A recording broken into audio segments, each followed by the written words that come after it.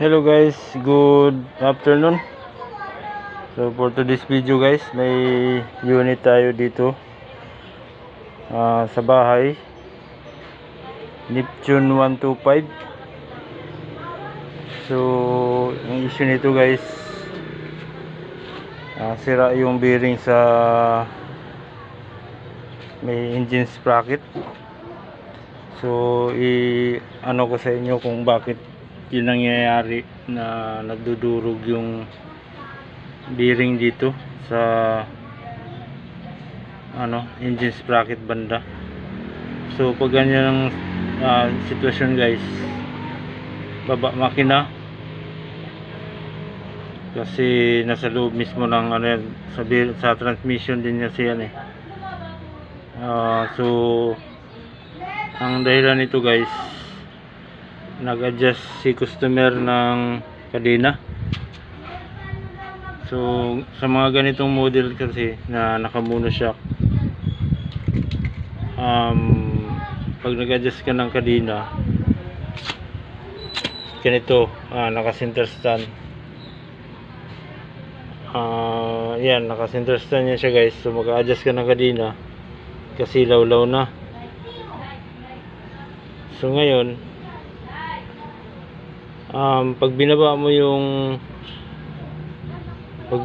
yung center stand, binaba mo na siya,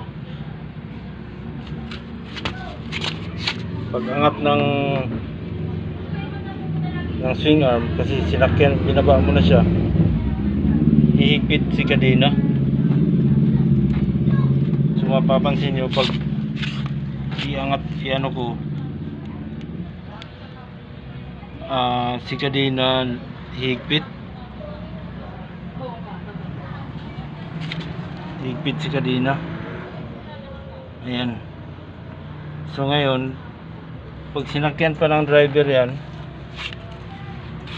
plus magsakay ka pa ng mag backride ka pa, so sobrang higpit na nito, plus nagbabounce pa yan.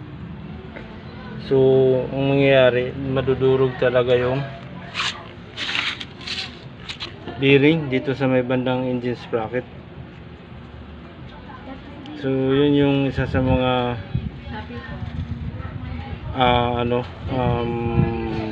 dapat bandayan sa mga nagmamayari ng mga ganitong models na naka-mono shock. So sa mga Rusi na naka-mono shock, switch mono, Sigma 250, ganon din yung nun. Dapat pagka nag-adjust kayo ng kadena, dapat nakasakay kayo sa motor nyo, tsaka i-adjust para makita kung gaano kahigpit pag may sakay yung motor nyo. So ibaba ko yung center stand nito para makita nyo kung gaano kahigpit siya. Ito, mapapansin nyo, maluwag na masyado, maluwag yan siya, pero pag binaba ko tong na to, makikita nyo yung diferensya niyan mamaya. So ito guys,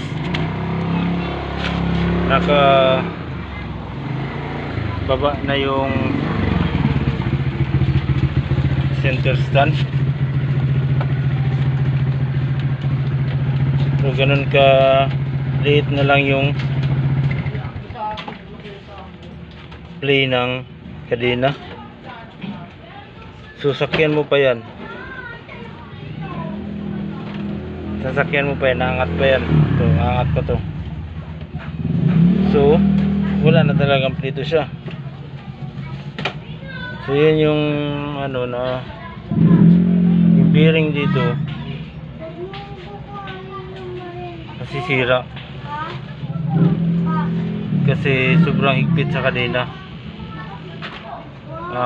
Mapapansin nyo yan kung na medyo malagutok, na parang magaspang yung ano niya, ng ikot ng makina, ng gulong, nagaspang, parang basta papansin nyo yan eh. So yun yung ano yan. So pag sininterestan nyo yan, maluwag yung kadena, so pa-adjust nyo pa yan. So di nyo napapansin pag binaba yung stand, may higpit pala yung kadena. Sakyan mo pa, may sakay ka pang isa na medyo mabigat, so lalo siyang higpit.